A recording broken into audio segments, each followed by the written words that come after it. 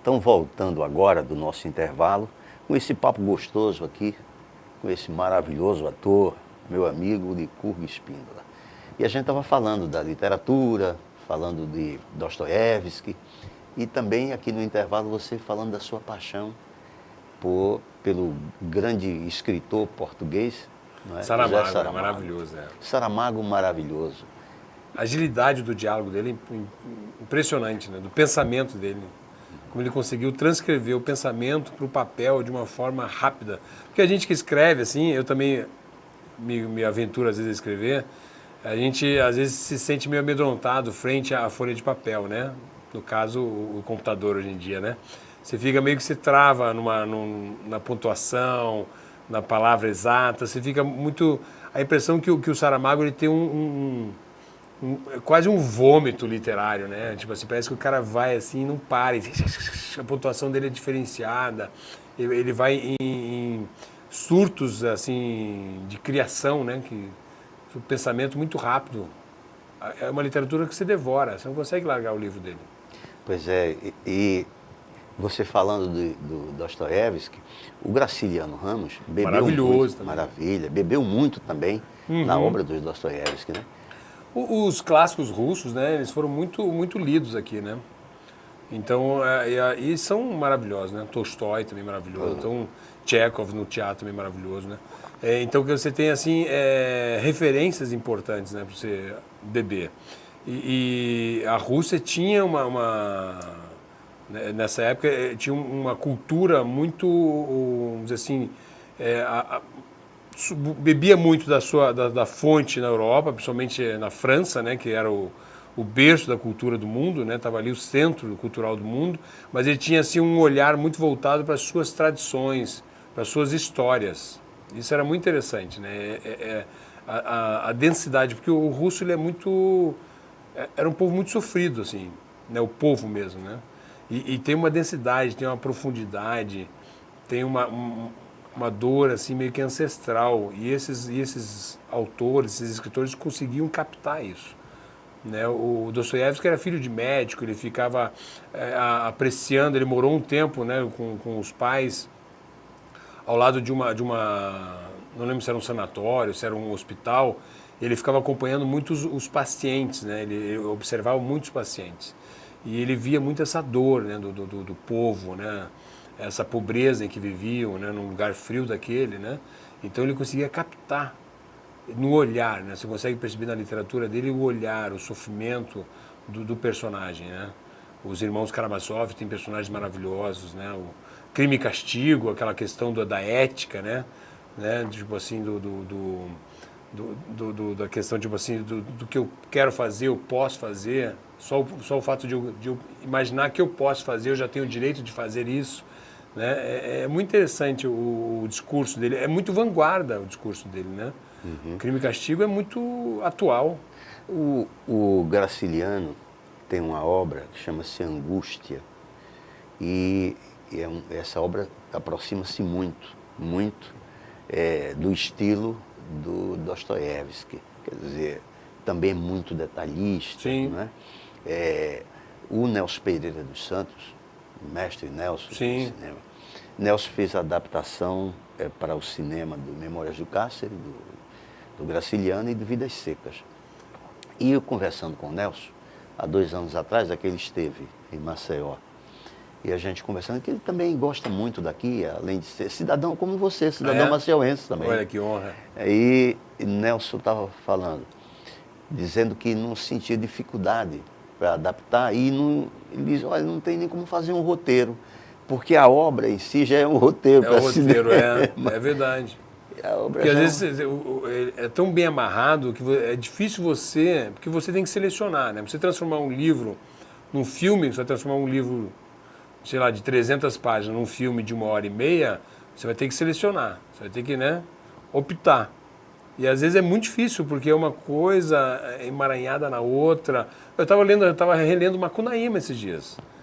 Maravilhoso, gente. Você não consegue, entendeu? Não, vou cortar isso aqui. Não, mas se cortar isso aqui, perde o significado ali, entendeu? Então, às vezes, é difícil essa adaptação. Na verdade, acho que tipo assim, é fácil de você ver aquilo como um filme, mas é difícil você escolher o que ficar, o que sair, entendeu? Sim. Porque você, às vezes, um livro desse é melhor você fazer, então, um filme de 3 horas. Pois é. Para poder manter o livro inteiro, né? Mas hoje em dia acho que o nosso espectador não aguenta um filme de 3 horas, né? não tem paciência, né? E as histórias que são colocadas nessas obras são histórias locais. Então o Graciliano falou do povo de Alagoas, dos personagens de Alagoas, dos homens simples de Alagoas.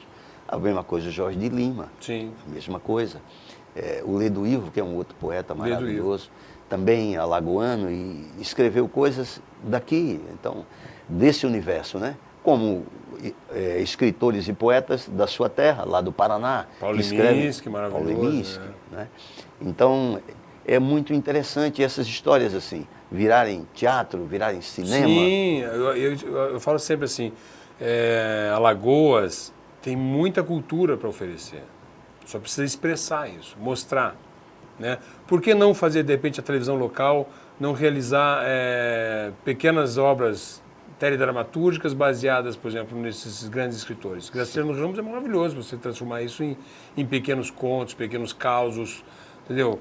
E dando pinceladas, tornando assim um assunto popular, para que as pessoas tenham curiosidade, tenham interesse. Para que não fique naquela questão assim, de uma casta elitizada, né? Nós temos, não, isso é para os intelectuais. Não. Ele é povo, né? Ele escreveu sobre o povo. Sim. Ele tem que ser lido pelo povo. Sim, né? claro. Isso é importante, né? Exatamente. Tornar popular os autores. Eu acho que a nossa televisão brasileira teve uma época bela época da televisão brasileira, em que faziam adaptações de Machado de Assis, José de Alencar, né? Se tornavam grandes novelas.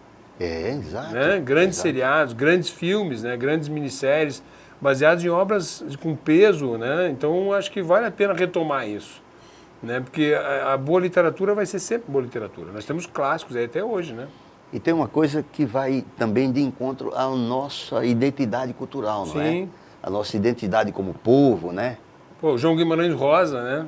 Guimarães Rosa, maravilhoso, riquíssimo, né? Riquíssimo. Então toda vez que ele foi adaptado para o cinema, televisão, foi certo, deu sucesso, as pessoas gostaram de ver. Então acho que tem uma literatura muito rica, né, para você explorar de uma forma mais comercial até, de uma forma mais popular, né, que as pessoas tenham acesso. Até hoje eu não entendo por que a nossa televisão institucional, a TV Brasil no caso, acho que é a TV Brasil agora, né? TV Brasil. A TV Brasil não produz novelas. Gente, por que não? Assim, por que não produzir novelas? Tem elenco, tem histórias, né? Tem estrutura, vamos produzir novelas. Exato. Porque novela hoje em dia sempre foi, né, dos anos 50, sempre foi uma paixão nacional, né? E então por que não informar o povo através de novelas? Por que só usar a novela para alienar o povo? Vamos informar, e acho que a TV Brasil, a TV institucional, seria uma boa fonte de informação através disso. Elenco que não falta, o que mais nós temos no país agora são artistas, né? Exatamente. O Nordeste, onde você se encontra, onde a gente se encontra agora, é uma região também, o Brasil inteiro, né? O Brasil inteiro. E o Nordeste, histórias belíssimas, tanto daqui como Pernambuco, como Bahia, como Sergipe, enfim, Maranhão. Não, o Nordeste é muito rico. Eu lembro uma vez que acho que foi no 2000, eu vim pra cá e eu estava fazendo malhação na época, e eu fui fazer era um tour que eu estava fazendo, dando aulas de televisão em algumas cidades do Nordeste. Eu acho que eu viajei umas 6 capitais, algumas cidades assim. E cada lugar que eu chegava, os artistas locais, pintores, escultores, não sei o quê, escritores de literatura de cordel, artistas, né? E eles chegavam assim, o artista. Daí eu chegava lá e via a obra do cara, gente, coisas lindíssimas, riquíssimas, assim. O cara fazia uma pintura num caco de tijolo e você olhava assim, gente, que lindo. Entendeu? Então, a diversidade artística do Nordeste é muito grande, é muito rica. E eu ficava até meio constrangido assim, cara, eu não sou o artista, eu sou um peão do entretenimento, o artista é você. Entendeu? E eu lembro que eu voltei para o Rio de Janeiro em crise, falei, caraca, artista, eu não sou artista, eles são artistas. Eu sou um peão do entretenimento. Daí eu reformulei todo o meu trabalho assim, não, eu tenho que voltar a ser artista. Porque a televisão às vezes te acomoda, né? Você vira um artista e pronto, e fica artista de televisão. Mas o nosso trabalho é muito mais embaixo, né? Foi onde eu resgatei o teatro, entendeu? Comecei a trabalhar com isso de novo. Entendeu? Porque é onde você tem a base, né? Para você se tornar realmente um artista. Você está escrevendo? Eu estou sempre lendo, leio muito, né? Adoro ler. E tenho escrito também. Né? Escrito alguns argumentos para cinema, argumentos para teatro, né? Ideias de direção, que eu estou dirigindo agora teatro também, adoro dirigir. Né? Comecei a trabalhar com direção com um projeto que eu criei que chama-se Oficina Teatro e Identidade. Né? O Teatro e Identidade ele é um projeto de teatro, de construção coletiva, criação coletiva, que eu trabalho com jovens, atores e não atores. Né? E nesse processo, em uma semana, a gente tenta montar uma peça. Então eles têm que ter uma imersão teatral. Eu trabalhei muito em Maceió aqui com jovens em risco social, né? Moradores de rua, jovens em liberdade assistida, dependentes químicos. Fizemos campanhas aqui, em 2003 fizemos uma campanha contra a exploração sexual infantil. Tudo através da linguagem do teatro. Né? Então, com essa, vamos dizer assim, essa experiência de dirigir não atores, né? E essa coisa de você ter que, em uma semana, criar uma peça, levantar a peça, você tem que ser muito rápido, né? Tipo assim, não, isso vale a pena ficar, isso sai, isso... Né? E tem que saber lidar muito com a questão do humano ali, né? A diversidade também. Trabalhar com jovens dependentes químicos em tratamento, são todos muito delicados, né? É muito complexa a relação. Jovens infratores, mas sempre tudo muito assim, maravilhoso, o resultado sempre maravilhoso.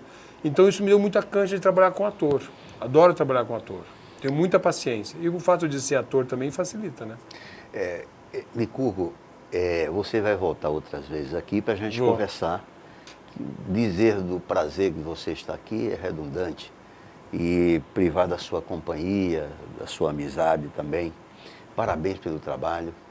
E retorne sempre a Alagoas. Obrigado. Trazendo essas coisas boas. E para encerrar, eu vou dizer um texto especialmente para você e para os telespectadores. Numa cidade pequena, as moscas estão muito próximas das pessoas. Rui de Castro não está embriagado no bar central, com os olhos de molho num copo seco, molhado de espuma seca, ouvindo as músicas ao violão deserdado de Etênio, um ex-hippie, porque Rui de Castro está em casa, com os olhos lacrados, enfiados num livro sem fim, e se acaba, botam-lhe outro, entre as mãos e o cérebro, um pouco antes dos olhos, molhados de alguma coisa, feito solidão. O Rui não está sentado na calçada da igreja local, ouvindo as taras da juventude local, entre umas pernas e outras, das moças passando, após as conversas com o padre, morrendo de medo das moças fantasiadas, morrendo donzelo, culpado, querendo sumir por baixo da porta, enfiando-se na alta calçada de cimento. Nem na porta da farmácia, onde velhos e novos fazendeiros conversam sobre os bezerros vacinados ainda ontem, por medo da febre aftosa, e que vomitaria nas botas novas dos senhores proprietários, porque Rui de Castro está em casa sem jeito para nada, sem peito para nada. O Rui não passeia pelas ruas pequenas, mal feitas, porém belas, por simples horror dos cumprimentos efusivos ou não efusivos, bastando apenas um psiu, alô, para desconcertá-lo e pô-lo assim em fuga dolorida, a alma exposta, a pele ao avesso, assim, ultrassensível ao vento dos lábios de quem quer que seja. Mas ele era um rapaz da cultura, ou contra a cultura. Aprendeu inglês ouvindo os Beatles, e eu não sei como, nem quando, alguma coisa de humano se perdeu. E mora cara, numa cidade tão mínima, cabendo toda nesse poema. E Rui nunca mais foi ao rio, porque Rui há muito tempo é um rio correndo, inexorável, para dentro do mar, com a desvantagem de ser um rio sem margem.